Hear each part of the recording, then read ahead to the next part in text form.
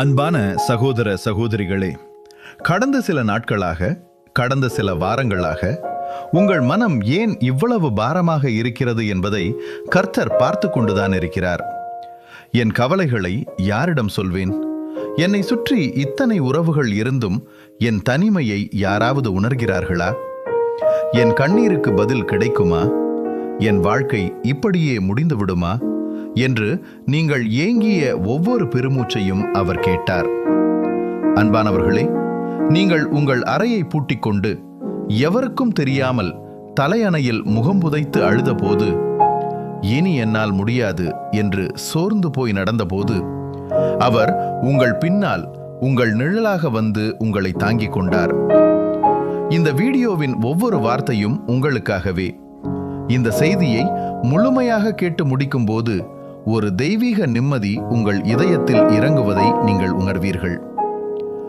உலகம் உன்னை உதாசீனப்படுத்தலாம், உன் சொந்தங்களே உன்னை கைவிடலாம். ஆனால் கர்த்தர் சொல்கிறார், நான் உன்னை ஒருபோதும் கைவிட மாட்டேன். உன் கவலைகள் எதுவாக இருந்தாலும், அது தீராத கடன் பாரமாக இருக்கலாம், உடல்நல குறைவாக இருக்கலாம், அல்லது எவருக்கும் சொல்ல முடியாத மன அழுத்தமாக இருக்கலாம். எல்லாவற்றையும் அப்படியே என்னிடம் கொடுத்துவிடு என்று இயேசு அழைக்கிறார். என்னிடத்தில் வாருங்கள், நான் உங்களுக்கு இளைப்பாறுதல் தருவேன். இன்று உன் வாழ்க்கையில் ஒரு புதிய விடியல் தொடங்குகிறது. ஒரு புதிய ஆரம்பம் தொடங்குகிறது. என்னால் கூடாத காரியம் ஒன்றுமில்லை என்பதை மட்டும் உன் இதயத்தில் பதித்துக்கொள். நான் உன்னோடு இருக்கிறேன், பயப்படாதே. ஒரு சிறிய கதை. ஒரு ஊரில் ஒரு ஏழை சிறுமி இருந்தாள்.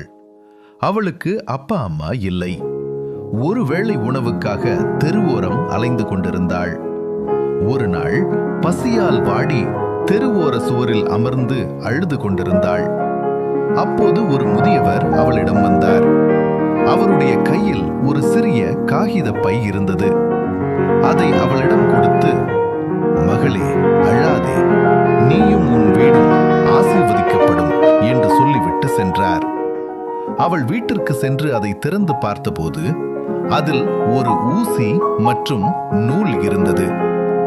அன்று இரவு அவள் கனவில் இயேசு தோன்றி அந்த ஊசி நூலை கொண்டு அழகழகான தையல் வேலை எப்படி செய்ய வேண்டும் என்று கற்றுக் கொடுத்தார். மறுநாள் அவள் நல் நம்பிக்கையோடு தையல் செய்ய ஆரம்பித்தாள். அவள் செய்த வேலைப்பாடு அவ்வளவு அழகாக இருந்தது. அதை பார்த்த மக்கள் வியந்து போனார்கள். சிறிது காலத்தில் அவளுக்கு பெரிய ஆர்டர்கள் வர ஆரம்பித்தது. வறுமையில் இருந்த அந்த சிறுமி பின்னர் 10 பேருக்கு வேலை கொடுக்கும் ஒரு பெரிய தையல் கலைஞராக மாறினாள். அன்பானவர்களே, அந்த முதியவர் கொடுத்தது வெறும் ஊசி நூல் அல்ல, அது நம்பிக்கை. அந்த சிறுமி செய்தது ஒரே ஒரு விஷயம், அசைக்க முடியாத நம்பிக்கை.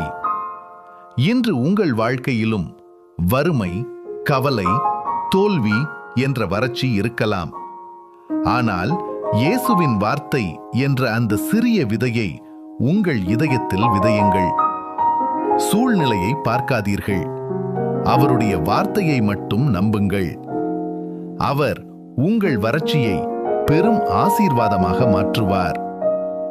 தேவனுடைய வாக்குறுதி, உன் பாரத்தை கர்த்தர் மேல் வைத்துவிடு, அவர் உன்னை ஆதரிப்பார்.